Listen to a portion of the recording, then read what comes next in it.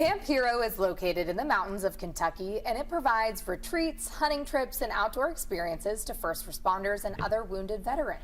So today, Rocco Besednjak now joins us to tell us more. Thank you so much for being here. Yeah. And look Absolutely. at that. I said your last name right. You did. Absolutely.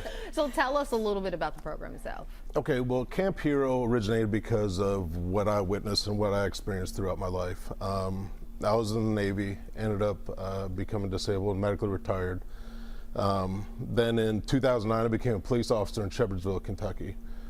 July 3rd, 2016, I was making a stop on a vehicle that was leaving a drug house, and it was right before midnight. It was raining. She pulled into a gas station. I pulled in behind her, showed she had a suspended license, so I went and talked to her, and I had a backup unit show up because they knew whenever I called out that I was getting into something. And I went back to my car to run her, check her for warrants. Backup unit saw that she was acting shady, got her keys, put it on top of her car. Come to find out she had like 4 felony warrants, fleeing from police, burglaries, attempting to run over an ex-boyfriend, stuff like that. Wow. I went up to her car, opened up the door, told her to get out. She grabbed the keys, and I bent over in the car to get the keys out of her hand. But she got the keys in the ignition, started it, and floored it. Dragged me about 50 feet with me stuck between her and the steering wheel and the door open. Made a right-hand turn. I rolled out, hit the curb with my neck and upper back, and she ran over my legs. I still jumped up, ran to my car, went after her. She ended up going behind a building, which I didn't see. I went a mile and a half down the road and had EMS come get me. Come to find out, I ended up with 4 herniated discs in my neck and 4 in my lower back. She was found a couple days later, but I had an initial surgery on my neck. That didn't help, so they told me I had to put in for medical retirement again.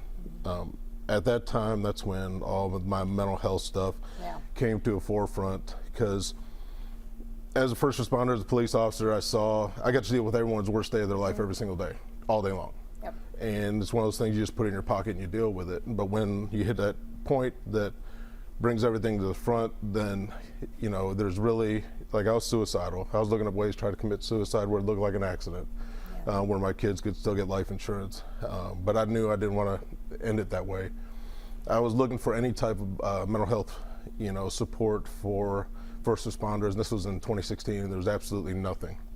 I relied back on my military mental health, got the help I needed. Ended up medically retiring. She got 40 years in prison, and but I still felt like I didn't have a purpose anymore. I was still lacking in that. During dealing with the depression, I regressed from being in the outdoors and out in nature, and I started forcing myself to get back out in the outdoors.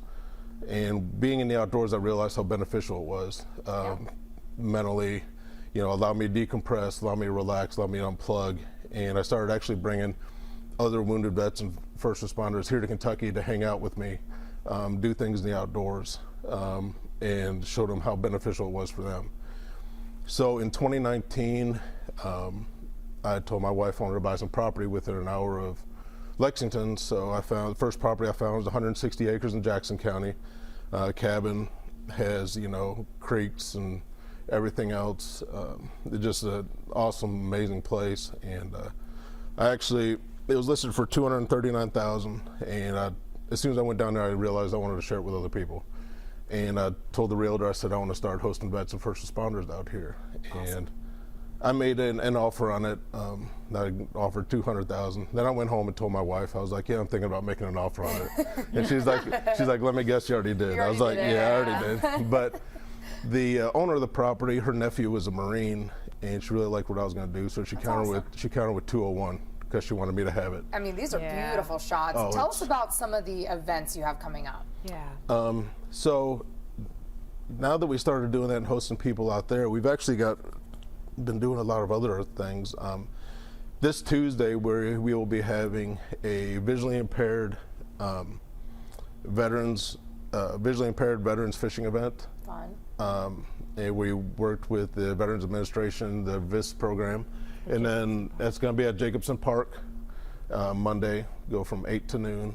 And we'll actually have veterans who became legally blind and blind I started working with their VIST program, and she said a lot of the visually impaired vets miss being in the outdoors. They miss hunting and fishing and stuff. So we set up this. We got volunteers going to help them fish, do all that, and we're also going to be setting up a visually impaired deer hunt with them, where we need tickets.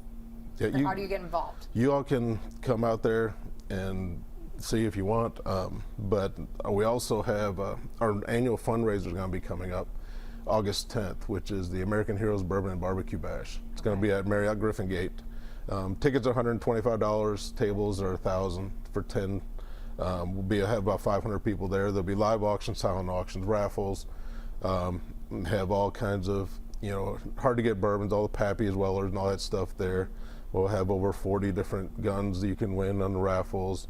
A lot of great stuff there, and then you also get to see the people that benefit from it there too, and get to hear my story. And it's an overall good time. It's all you can drink bourbon, all you can eat barbecue. So I mean, you can't go wrong there. It sounds like it will be a good time, and I can't thank you enough for coming in and sharing your story with us, but also reaching out to those who are still dealing with those mental health issues that are really trying to overcome it. So thank you for continuing your work. Absolutely. Yeah, and anyone can visit your website. It's there, campheroky.org.